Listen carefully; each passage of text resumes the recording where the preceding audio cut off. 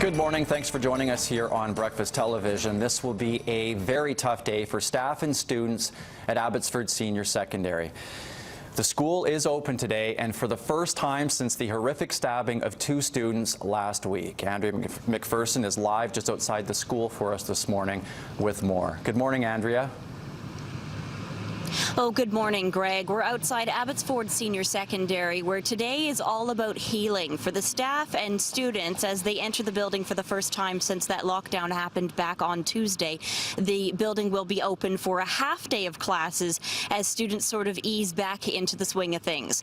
Over the weekend, some community forums were held to address safety and security concerns, as well as provide emotional support for the students that are still mourning the death of their 13-year-old classmate and concerned for the well-being of their 14-year-old classmate still recovering in hospital.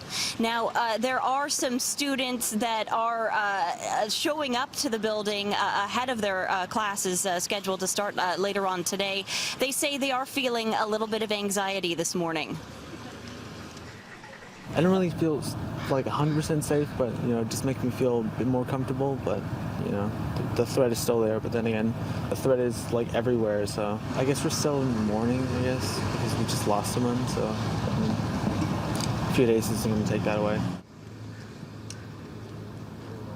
So students will be beginning their day in the class that they were in before the lockdown began. That's mainly to gather their belongings. A lot of them didn't have time to do so when they were asked to exit the building. As for the accused, 21-year-old Gabriel Klein, he has been charged with second-degree murder and aggravated assault, and he is expected to appear via video link in court later today.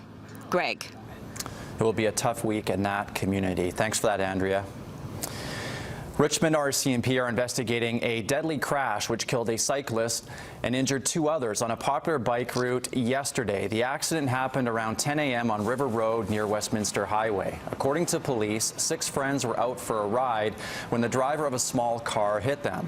One cyclist, a 33-year-old Vancouver man, died at the scene. 2 others, a 39-year-old and a 46-year-old, both from Vancouver, remain in hospital in serious condition. Police can't say yet if any charges will be laid against the 19-year-old driver. The driver remained on scene and is cooperating with us. The cyclists, I can't give you the information on them as to where they were on the roadway, just that it did occur on the roadway. The family of a 16-year-old girl who was hit and killed by a driver in Kamloops is asking for the person responsible to come forward. The whole community is in mourning the loss of Jennifer Goethe. A candlelight vigil was held over the weekend to remember the high schooler. Surveillance video has also been released showing the suspected vehicle in the area at the time of the hit and run. Jennifer left her home on Friday night to go to the gym. An hour later, the family got a knock on the door from the RCMP. She would have turned 17 on Saturday. Anyone with information is asked to call police. The Coast Guard is expected to be back in the water this morning trying to reach a damaged gravel barge near Bella Bella. Last night in choppy water, the boat dropped its load. Officials say the vessel was only carrying sand and gravel, meaning no danger of environmental damage. 4 people were on the tugboat at the time, but nobody was hurt. The local First Nation noted that 2 incidents in 4 weeks is too many for an area where resources are stretched too thin.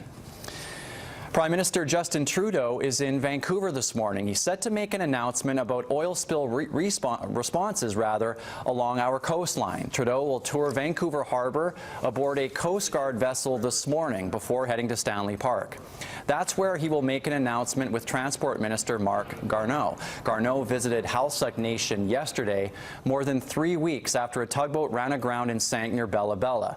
It released an estimated 110,000 litres of diesel into the water.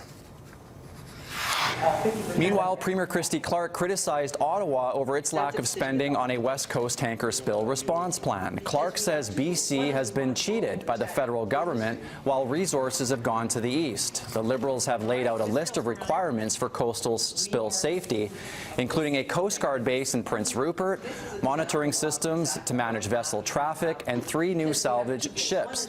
The estimated cost of those requirements stands at $200 million. Well, it's the eve of Election Day in America. Hillary Clinton will head into tomorrow's U.S. presidential vote, having just cleared another FBI email investigation. FBI Director James Comey says a review of newly discovered emails found nothing to warrant charging the Democratic presidential nominee. Clinton was on stage with LeBron James in Cleveland yesterday, moments after the news broke. However, her Republican rival Donald Trump, he continues to insist Clinton is corrupt and that the process is rigged. Trump will campaign in Florida, North Carolina, Pennsylvania, and New Hampshire today. Clinton will be in Philadelphia tonight. With the big election tomorrow, it seems many Americans are considering a move to Canada. The website called Cape Breton If Donald Trump Wins was launched 9 months ago. Questions and comments continue to roll in from inquisitive Americans. The person behind the site says it has generated more than 2 million visits and made about 6,000 contacts. Cape Breton Tourism has reported a big jump in the number of overnight visitors since the beginning